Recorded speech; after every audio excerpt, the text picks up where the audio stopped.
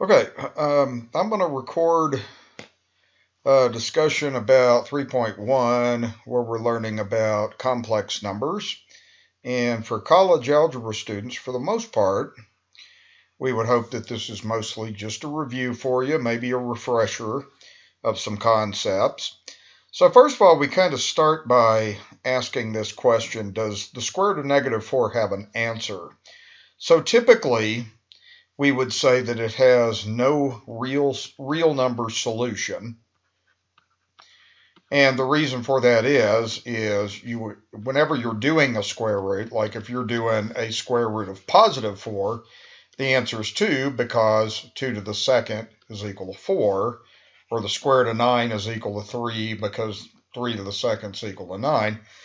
But on a square root, the question is, can you think of a number times itself that gives a negative number? And the answer to that's no. Anytime you take a number times itself, like if you take two negatives, you get a positive. Or if you take two positives, you get a positive. So you can't take a number times itself and get a negative number. That doesn't work. Okay. Next question I'd like to ask is, does this equation have an answer to it? Does it have a real number answer to it? Well, the idea with this would be saying, okay, we're going to take a number, square it, and add 1 and get 0. If you think about this, whenever you square a number, you're going to get 0 or a positive. 0 is the smallest you'll ever get when you square a number. So it's impossible to take 0 plus 1 and get 0. It's also impossible to take a positive number plus 1 and get 0. So the answer to that is there's no real solution to this. All right, so mathematicians just kind of thought for many generations that there's no answer to this. It has no meaning. We just didn't worry about it. Okay, and then somebody, mainly it was René Descartes, who decided let's pretend like there is such a thing as an imaginary number. That's why we call it an imaginary unit. So he said that let's just pretend that the square root of -1 has an answer, and we will call that I. So we'll call that the imaginary unit. And then if we square that, we get I squared equals -1. And these are two things that are defined. So the whole complex number system is built on I just being an arbitrary variable we use to represent a square root of -1, and then I squared is -1. Those are the two fundamental things that build the complex numbers. Okay? All right.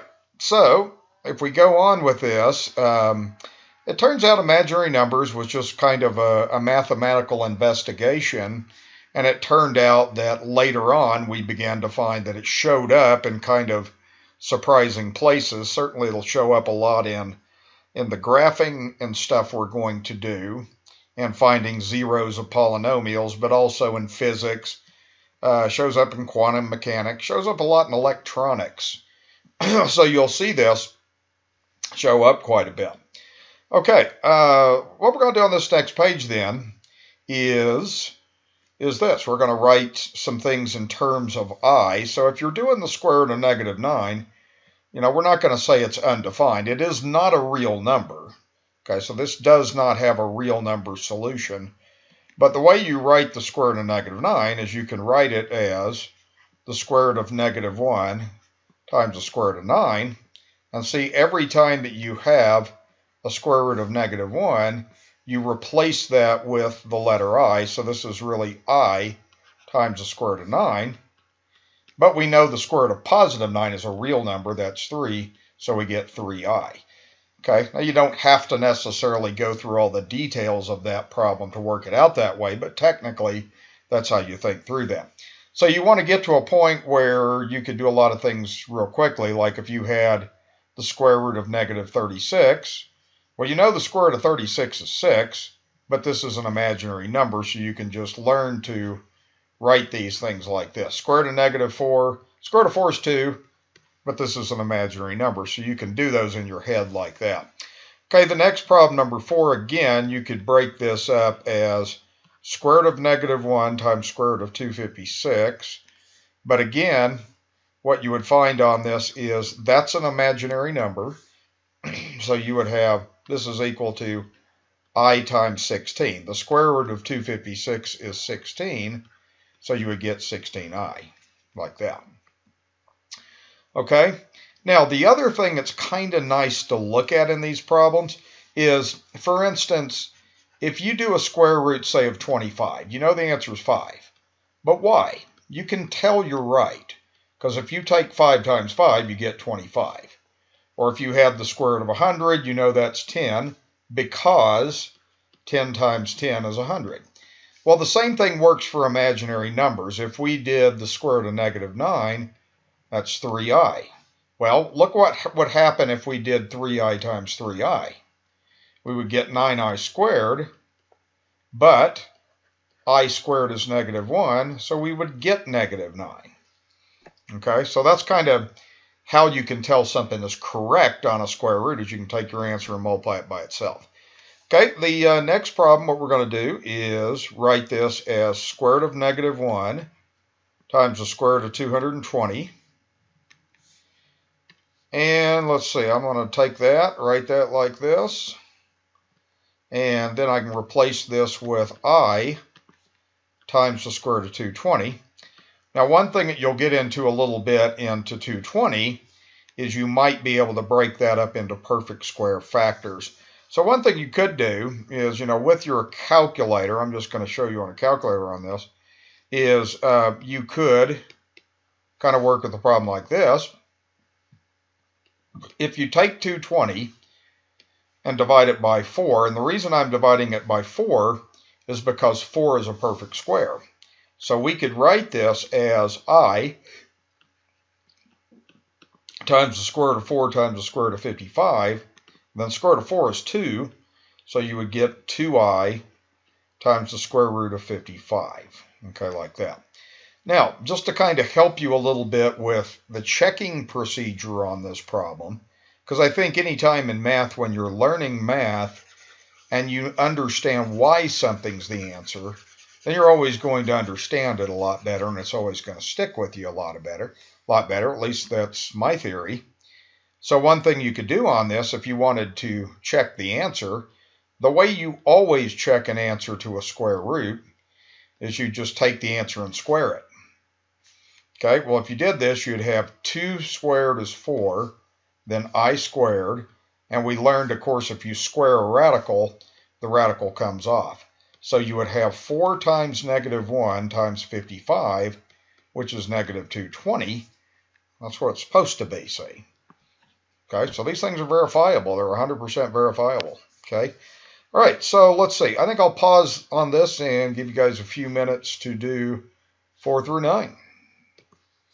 Okay, let's take a look and see if we got these problems right. So this problem you can do in your head, and I don't mind if you just write the answer, but technically you're really doing this. You're breaking it up like that. The square root of negative 1 is I, so that gets replaced with that. So you have I times 2, so you have 2I. Okay, and that's the answer. If you wanted to check, what do? You take the answer and square it. That's 4I squared, and then we know that I squared is negative 1, so it checks, it's back to negative 4. Okay, next problem, again, you do in your head if you want to. This was just write it as negative 1 times square root of 100. Okay, we know that the square root of negative 1 can be replaced with I, so you end up with I times 10, or just 10I, like that. Okay, check the answer.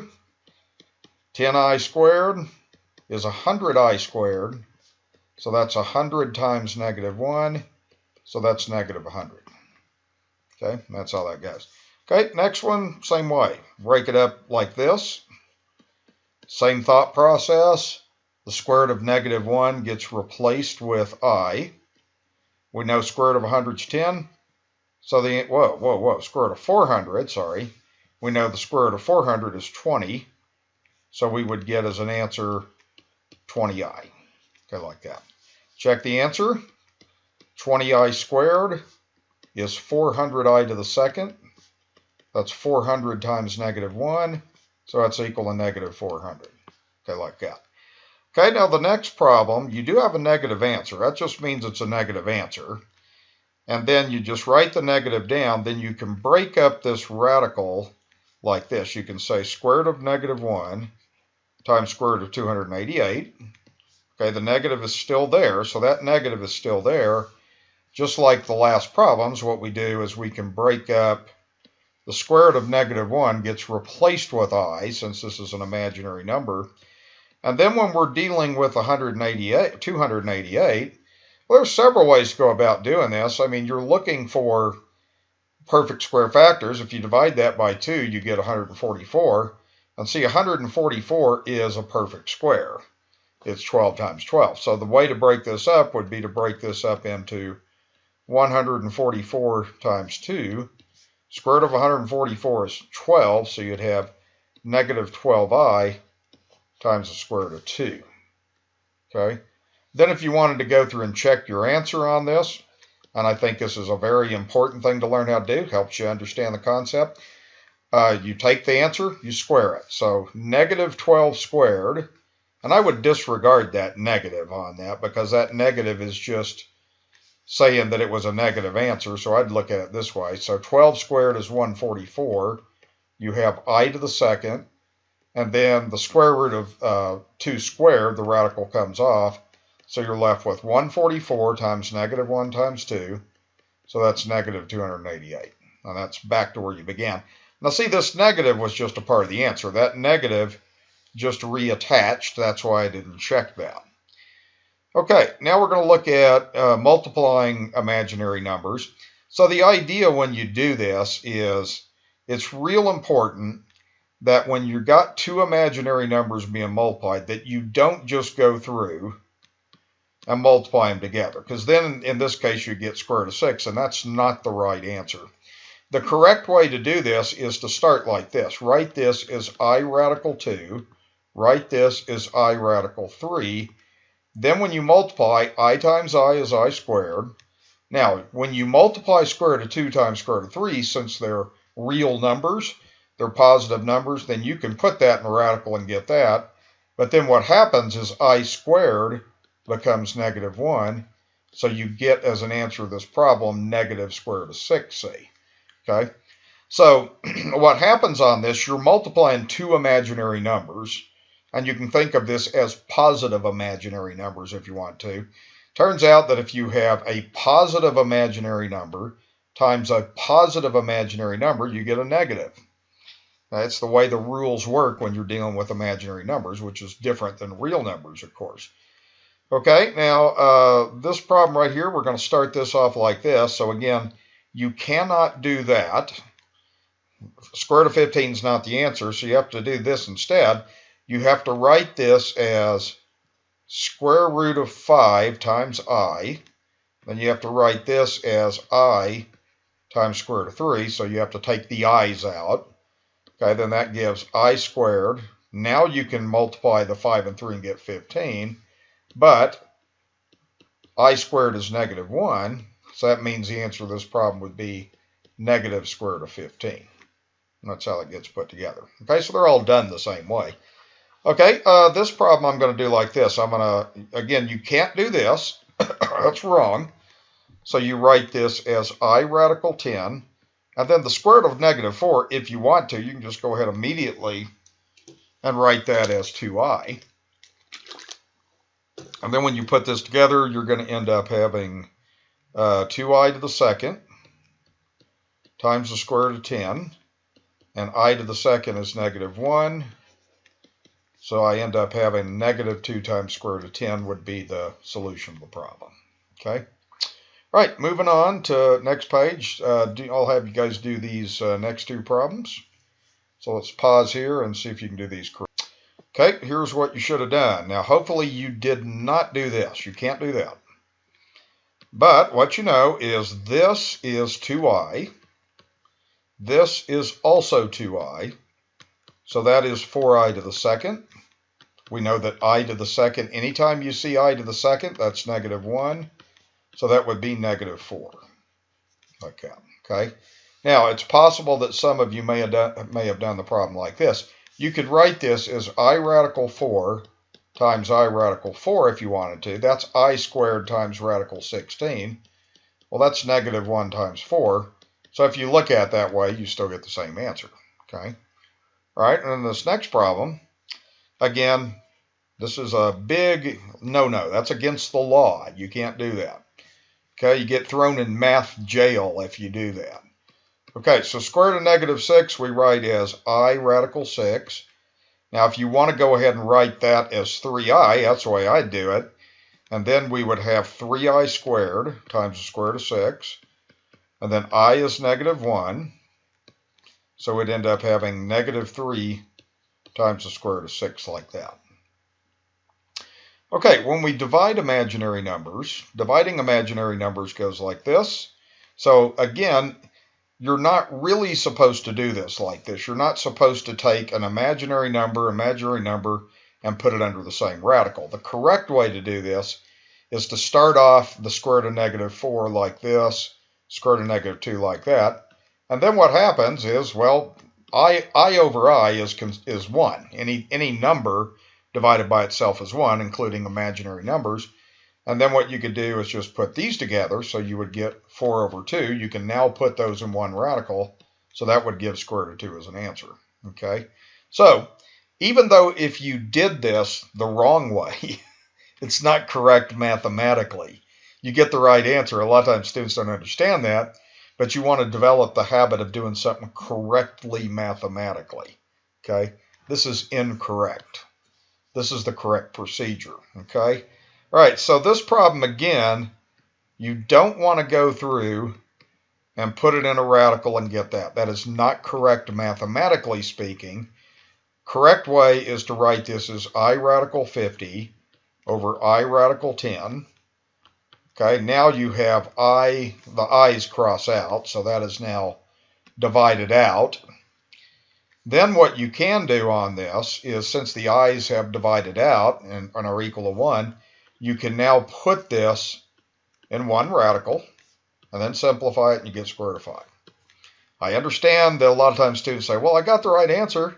Well, I don't care. That's wrong mathematically. You got to develop the habit of doing things correctly mathematically. Okay?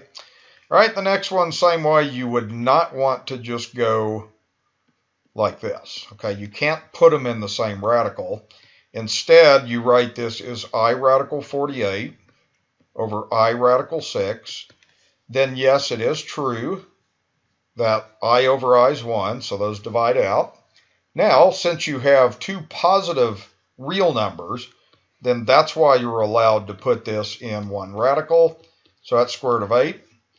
And again, this can be broken up into 4 times 2. So square root of 4 is 2, so you would end up getting 2 times the square root of 2 would be an answer to the problem. Okay, so go ahead and try 18. I'll just let you work on that for a minute and see if you get that okay. Okay, so again, it is wrong. Even though you'll get the right answer, it's wrong to do that. Okay, the correct way to do this is write the numerator as I times square root of 24, and the denominator as I times square root of 3. Okay, I divided by I is 1. Okay, so that's 1, so those can be wiped out. And then these are two real numbers. Since they're real numbers, that's why we're allowed to put them in the same radical to get square root of 8. Then the rest of the problem would be exactly like the last problem. You would simplify the radical, so you would get 2 radical 2 like that. So that's how you should have completed that. Okay, now, next thing I want to look at a little bit is the idea of complex numbers. And a complex number has a structure, a plus bi. Okay, a and b are real numbers, I is an imaginary number. So you're going to think of as, when you have a complex number, this is called the real part. And then this part right here, the bi, is called the imaginary part. So you have two parts of a complex number, a real part and imaginary part. Okay, next thing's very simple. If you're going to add and subtract complex numbers, you can think of that just like combining like terms. Okay, so this is a plus bi plus c plus di. Really what you do is you add the real parts, a and c. You add the imaginary parts, b and d. Okay, so just think of this as adding like terms. So number 21, the parentheses can be taken off. There's nothing in front of the parenthesis that needs to be distributed through. So that's just 2 minus 4i. Same thing with this. There's just a plus sign in front. There's no number or no negative that's going to change signs. So just take it off. Then put together your like terms. So what you're going to do is you're going to put together 2 plus 9. Okay, that's the real part of the imaginary number. Then you're going to put together the imaginary parts, negative 4 plus 8, I like that. Okay, so the answer would be 11 plus 4i. So just think of it as combining like terms. Okay, the next problem is subtracting. So you can write this like this. Again, there's nothing in front of this set of parentheses, so that can just come off and give you 6 plus 6i. This part right here can be thought of like a negative 1 is multiplied through that, so you would have plus 9, and then you would have minus I. Okay, then it's a matter of putting together the real parts, which is 6 plus 9, putting together the imaginary parts, which is 6 minus 1, then you have the I. So the answer would be 15 plus 5i. I always want to write that in the a plus bi form. Okay? All right. Next problem goes like this. Again, you can take the parentheses off of the first one. Okay, you can also take the parentheses off the second one. There's no minus. There's no number to distribute, so just take it off. Okay, and what you would find on this is you add the real parts, which would be 3 plus negative 3.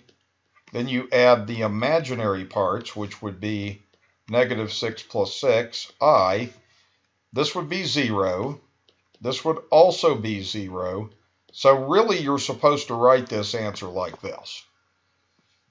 0 plus 0i. Okay, if everything cancels, then the way that you write the number 0 in a complex numbers is 0 plus 0i. Okay. All right, so these are pretty simple to do. Go ahead and do 24, 25.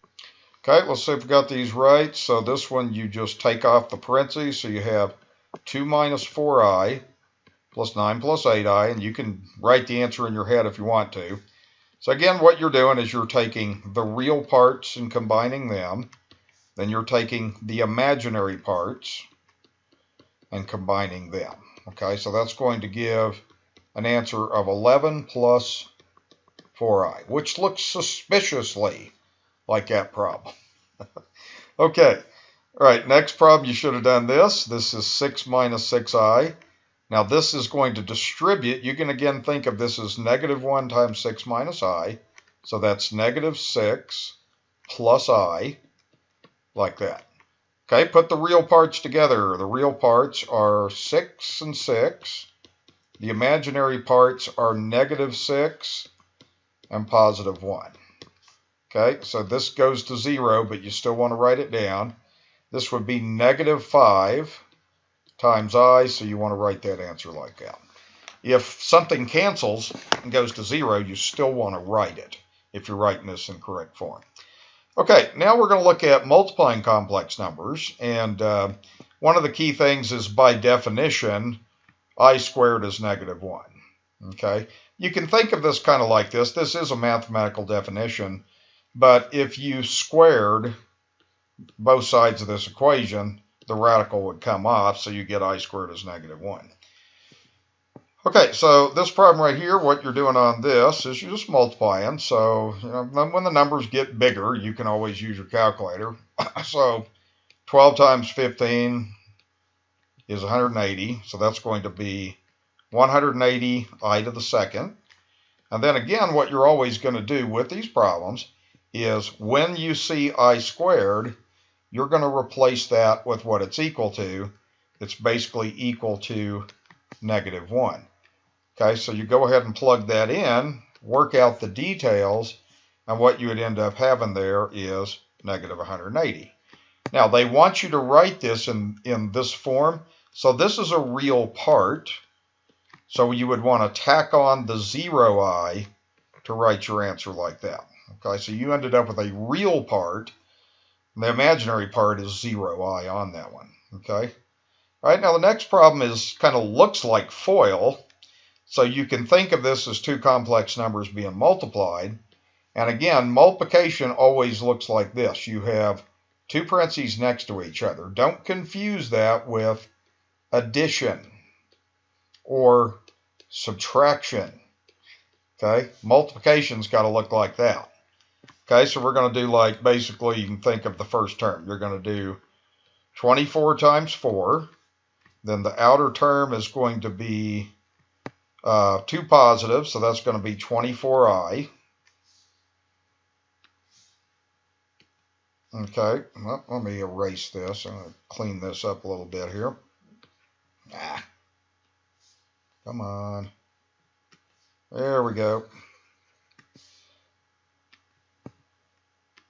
Okay, so I'm going to use a calculator on some of the bigger numbers on this.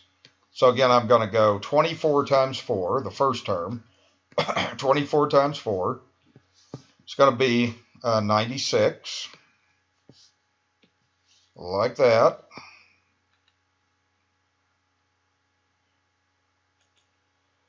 Okay, and then the outside term is going to be 2 positives. 24 times I will be 24i. The inner term is a negative times a positive, so that is negative 24i.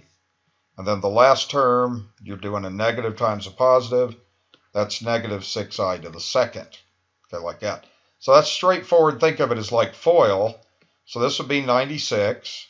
Those go to 0. And then what you want to do is, you'll see this over and over again, is if I squared pops up, then that gets replaced with negative 1. Okay, so now you just work out the details of the arithmetic. This is going to be 96 plus 6, so that's 102. However, you want to write this in the a plus bi form.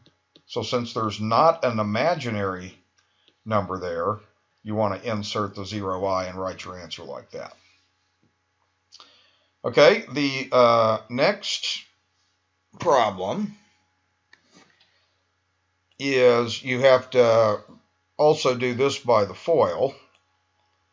So this one you want to write out twice. So you want to go ahead and just write that as 5 plus 9i times itself. Then you want to run through just think of it as FOIL. So the first term, 5 times 5 would be 25. The outside term would be plus 45i. The inside term would be plus 45i. And then the last term would be plus 81i to the second. You do have like terms. Bring down the 25. These go together to make 90i. And then again, this thing is going to pop up.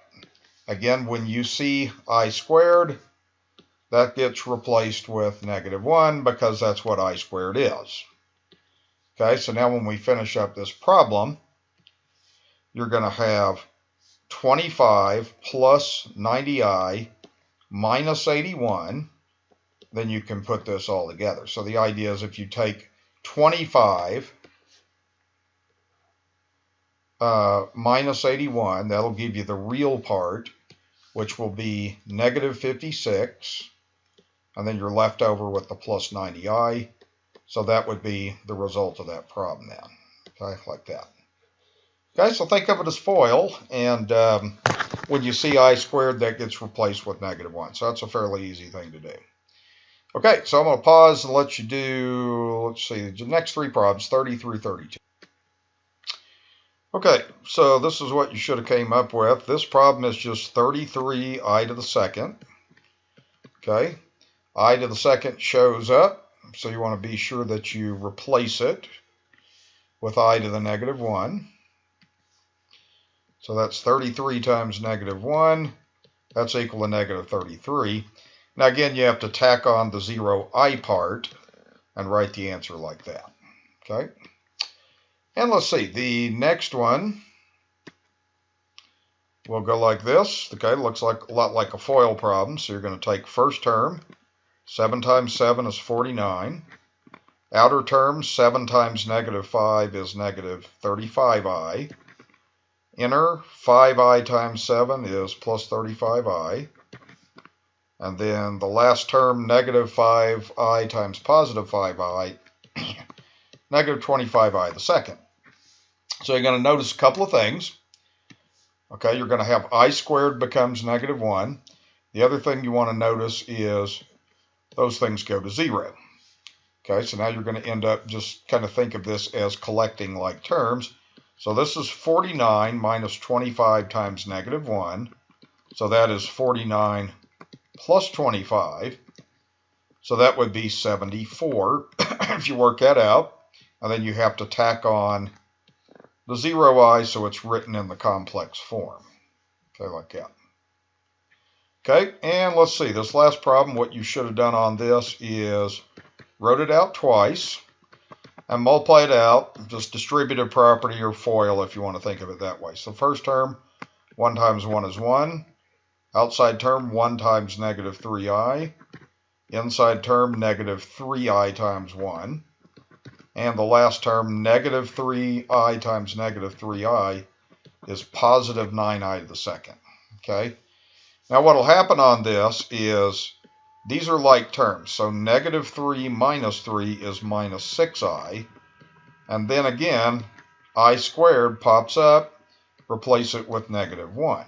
So you're going to get 1 minus 6i minus 9. 1 minus 9 is negative 8. So you get negative 8 minus 6i is your answer to your problem. So that's how you multiply complex numbers. Okay, next thing is how we divide complex numbers. So you have to know something about what we call conjugates. So complex conjugate, if you have a plus bi, the complex conjugate is just changing that middle sign like this. So for instance, if you had 2 minus 5i, the conjugate is this. If you had negative 3 plus 8i, the conjugate is this. So again, what you're doing on a conjugate is you just change that separating sign to its opposite. You don't change anything else. Okay?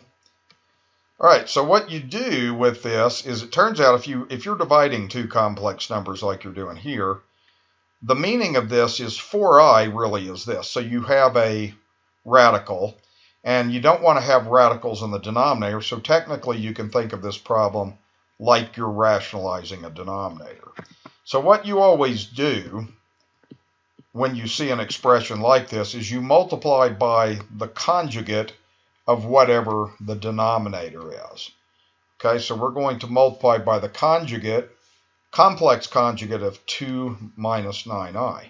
So when we do that, the complex conjugate is going to be 2 plus 9i. So you're going to do that to the top and bottom of that expression then. Okay? All right, so we're going to multiply this out, and we're going to multiply this out carefully. Okay, so the numerator, 9 times 2, 18. 9 times 9i, it's 81i, and that takes care of that. It's like a distributive property. The bottom is FOIL, so the first term, 2 times 2 is 4. Outer term, 2 times 9 is plus 18i. Inner term, negative 18i, so it's going to cancel. And then the last term is negative 81i to the second, like that. Okay, so that's going to cancel. Now when we write what we're left with, we have 18 plus 81i in the numerator, like that. And then that's going to be all over 4 minus 81 times negative 1. Again, that I squared gets replaced with negative 1. So you have 18 plus 81i over 4 plus 81. So that will give 18 plus 81i over 85. Okay, then you split this apart into two parts. So you take 18 over 85 plus, and then do 81 over 85 times I. That way you're writing that in the a plus bi form. So a would be 18 over 85, b would be 81 over 85. So that's how you divide complex numbers, is you really rationalize the denominator by multiplying by the complex conjugate. Okay, so let's do one more like this. So this one we're going to start by writing out, I'll move this up here so I can have a little bit more room, 6 plus 7i over 7 minus 4i. Okay, like that. So we're going to multiply by the complex conjugate of the bottom, 7 plus 4i. You're going to do the same thing to the top and bottom of the fraction to keep from changing it. Okay, so we do the top like this. Okay, first term, 6 times 7, 42. 6 times 4, 24i. Inside term, 7 times 7, 49i. Last term, 28i to the second. Okay, when you go to the bottom and FOIL it, first term, 49. Outside term, plus 28i. Inside term, negative 28i. And the last term would be negative 16i to the second, like that. So what you'll find on this problem then is a couple of things are gonna happen here basically. First thing is wherever you see this I squared, you need to be sure you replace that with -1 like we've been doing. And then the bottom, the inner and outer term cancel out as we expected them to. Okay, so this is going to give 42. These two things are like terms, so 49 plus 24 is 73i. And then this will be 28 times -1. Then in the bottom, you're going to have 49 minus 16 times -1. So now when you put this together, I'll move this over here, you're going to have 42 plus 73i minus 28 all over 49 plus 16. So 42 minus 28, if you put these like terms together, gives 14. So you have 14 plus 73i all over, and that looks like 65. Okay, then you want to split it apart and write this as 14 over 65, those go together, plus, and then 73 over 65 times I. So that's how you write that in a complex number format. Okay, so I would like you to go ahead and... Okay, so when you start this out, I'm just going to start by rewriting the problem, 9 plus 9i over 2 plus 5i. So I'm going to multiply by the complex conjugate of the denominator. Okay, so that is going to be 2 minus 5i times 2 minus 5i, like this. All right, so FOIL the numerator. 9 times 2 is 18. Outside term is negative 45i. Inside term is plus 18i. And then last term is minus 45i to the second. Okay, go to the denominator. First term, 2 times 2 is 4. Outside term is minus 10i. Inside term is plus 10i. Last term is negative 25i to the second.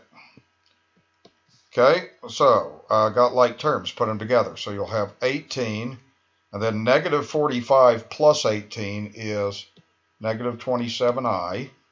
And then you've got I squared's -1, so that becomes negative 45 times -1. Go to the bottom, you have a cancellation. You have 4 minus 25 times -1. So putting this together, you're going to have 18 minus 27i plus 45 over 4 plus 25. All right, so 18 plus 45 is 55, 65, 63 minus 27i, and the bottom's going to be 29. So write the answer as 63 29ths minus 27 29ths times I. Okay, so that's how that goes. Now, one thing that's kind of worth showing students on these problems, it's kind of cool, is you can do these things on graphing calculators. Typically, all graphing calculators have an I right above the decimal point.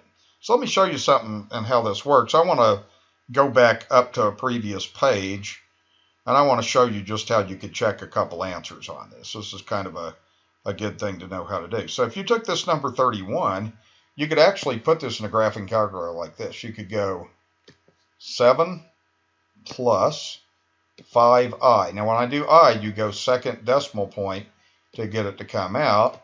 Then you put the second one in, 7 minus 5i, like that, and it gives 74. Okay, so that's what we got, 74, but then you have to put that in the complex form. 32 could be done like this. You could go parentheses 1 minus 3i raised to the second. Okay, like that, press enter. That gave the answer. How cool is that? Okay, now you don't want to do your homework that way. You want to just know that it's there for you to check and everything. Okay, so let's see. You could also do like number 34, or let's actually do 35 down here. I like that a little bit better. This number 35, we could put this in like this. Okay, you would go parentheses 6 plus 7i, like that, divided by, new set of parentheses, 7 minus 4i. Now it's going to give you a bunch of decimals, okay? So the other thing that you can do on this, and I'll see if this works on some calculators, you can go math fraction, that converts the decimals to a fraction, do that, then it gives the answer. How cool is that? Okay, so your graphing calculator is a great tool to check yourself. You want to know how to do this by hand and with a calculator. Getting higher math technology is an important thing to learn how to do. Okay. All right, so we're going to do one additional thing on these problems, and that's going to be just kind of look at powers of I. So basically, we know that I is the square root of negative 1. So that's just going to stay the way it is. That's I to the first. I to the second, we learned that that was negative 1. Okay. So now the rest of these we can figure out. I to the third, you could write this as I to the second times I to the first. It's the same thing. But I to the second is negative 1, so you would have negative 1 times I, which is negative I. So that's the answer to that. And see, you can do powers also. You can go second I to the third power, and it gives negative I. Okay, I to the fourth could be done like this. You could say, write that as I squared times I squared. Well, I squared we know is negative 1.